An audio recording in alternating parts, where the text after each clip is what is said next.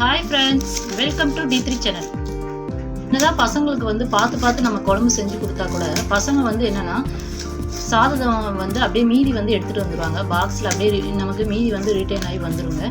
So அப்படிப்பட்ட பசங்களுக்காக நம்ம வந்து ஹெல்த்தியாகவும் கொடுக்கணும், அட் த சேம் டைம் பசங்களும் விரும்பி சாப்பிடணும். ஸோ அதுக்காக நான் வந்து என்ன பண்ணுறேன்னா, இன்றைக்கி வந்து கருவேப்பிலை சாதம் வந்து டிஃபன் பேக் பண்ணலான்னு நினச்சி கருவேப்பிலை சாதம் செஞ்சுருக்கேங்க. அதுக்காக வந்து ஒரு கைப்பிடி அளவுக்கு கருவேப்பிலை எடுத்திருக்கேங்க. இது வந்து பச்சை கருவேப்பிலை தாங்க.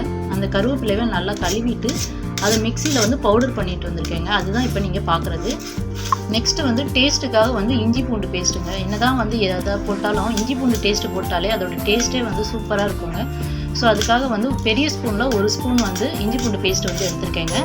ஸோ இந்த கருவேப்பிலை சாதத்துக்காக என்ன எடுத்திருக்கேன்னா, ஒரு வெங்காயம் வந்து பெரிய வெங்காயம் வந்து ஒன்று கட் பண்ணி வச்சுருக்கேங்க. அப்புறம் வந்து தாளிக்கிறதுக்காக கருவேப்பிலை ஒரு 2 இனுக்கு எடுத்து வச்சுருக்கேன். அடுத்து வந்து கடலப்பருப்பு வந்து பெரிய ஸ்பூனில் ஒரு ஸ்பூன் எடுத்து வச்சுருக்கேன். நெக்ஸ்ட் வந்து சின்ன பச்சை மிளகாவாக இருக்கிறதுனால 3 பச்சை மிளகாய் எடுத்திருக்கேன். அதை 2 கீறி வச்சுருக்கேங்க. அடுத்தது தாளிக்கிறதுக்காக உளுந்து வந்து ஒரு ஸ்பூன் எடுத்து வச்சுருக்கேங்க. இப்போ வாங்க நம்ம தாளிக்கலாம். ஸோ இந்த கருவேப்பிலை சாதம் தாளிக்கிறதுக்காக ஒரு கடாயில் எண்ணெய் ஊற்றிருக்கேங்க. எண்ணெய் காஞ்சோடனே சோம்பு போடலாம். சோம்பு பொரியட்டும். நெக்ஸ்ட்டு வந்து கருவேப்பிலை போடலாம்.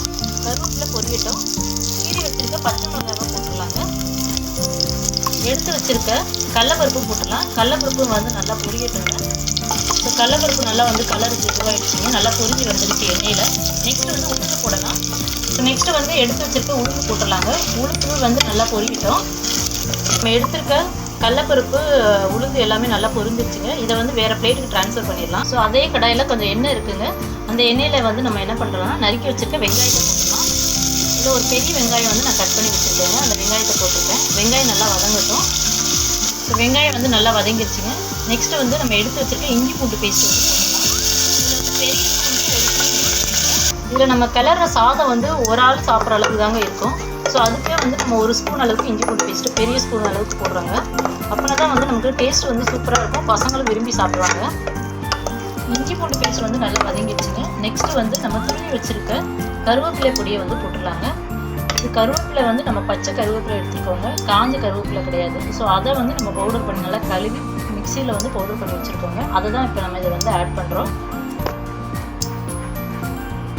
ஸோ இதையும் வந்து நல்லா அதோட வதக்கிக்கலாங்க. ஸோ உப்பு வந்து நமக்கு தேவையான அளவு வந்து இதில் ஆட் பண்ணிடலாங்க. ஸோ ஆல்ரெடி வந்து நான் சாதத்தில் வந்து உப்பு போட்டு வடிச்சிருக்கிறதுனால வந்து கொஞ்சமாக போட்டிருக்கேங்க. நீங்கள் வந்து எப்படியோ உப்பு வந்து உங்களுக்கு தகுந்த அளவு பார்த்து போட்டுக்கோங்க. ஸோ ஆல்ரெடி நம்ம வறுத்து வச்சுருக்க கடலப்பருப்பு உளுந்து இதெல்லாம் வந்து இதில் ஆட் பண்ணிடலாங்க. ஸோ இதையும் சேர்த்து அப்படியே நல்லா வந்து ஒரு 2 மினிட்ஸ் வந்து அதோட வந்து பைண்ட் பண்ணிடலாம். ஸோ ஆல்ரெடி வந்து நான் சாதம் வந்து வடித்து வச்சுருக்கேங்க. அந்த சாதத்தை வந்து இப்போ ஒரு ஆள் சாப்பிட்ற அளவுக்கு ஒரு 2 கரண்டி அளவு நான் போட்டிருக்கேங்க. போட்டு வந்து அதை நல்லா வந்து இதோட கலரலாங்க. அதாவது ஈவனாக வந்து எல்லா பக்கம் இருக்கிற மணிக்கு நல்லா வந்து கிளறிக்கோங்க. கிளறிட்டு வந்து இதில் வந்து என்ன ஆட் பண்ணலாம்னா நெய் ஆட் பண்ணலாங்க. இப்போ லாஸ்ட்டாக நெய் ஆட் பண்ணும்போது அதோட டேஸ்ட் வந்து சூப்பராக இருக்கும். இப்போ வந்து நம்ம இந்த சூட்டோட தான் கிளறுறோங்க. ஸோ நெய் வந்து நமக்கு என்னென்னா, இப்போ ஊற்றினோம்னா எல்லா பக்கமும் வந்து நமக்கு இப்போ நெய் வந்து 1 ஸ்பூன் ஆட் பண்ணுறேங்க. சின்ன ஸ்பூனுக்கு 1 ஸ்பூன் போடுறேன். ஒரு ஆளுக்குனால 1 ஸ்பூன் போடுறேன். ஸோ அதையும் வந்து நம்ம வந்து ஈவனாக வந்து கிளறி விட்டுறலாம். ஸோ இந்த மாதிரி வந்து நீங்கள் கருவேப்பிலை சாதம் செஞ்சு கொடுத்தீங்கன்னா பசங்க நல்லா விரும்பி சாப்பிடுவாங்க. அவங்களும் வந்து என்னென்னா மீதை வந்து சாப்பாடு வந்து கொண்டுட்டு வர மாட்டாங்க. இப்போ நமக்கு டேஸ்டியான கருவேப்பிலை சாதம் வந்து ரெடி ஆயிடுச்சுங்க. நீங்களும் வந்து உங்கள் வீட்டில் வந்து ட்ரை பண்ணி பாருங்கள். எப்படி இருக்குன்னு முடிஞ்சால் கமெண்ட்ஸில் வந்து சொல்லுங்கள். நாங்கள் போடுற வீடியோலாம் உங்களுக்கு பிடிச்சிருந்தா லைக் பண்ணுங்கள். உங்கள் ஃப்ரெண்ட்ஸ் அண்ட் ரிலேட்டிவ்க்கு ஷேர் பண்ணுங்கள். ஆல்ரெடி வந்து கருவேப்பிலை சட்னி வந்து நம்ம வீடியோ போட்டிருக்கு நம்ம D3 சேனலில்.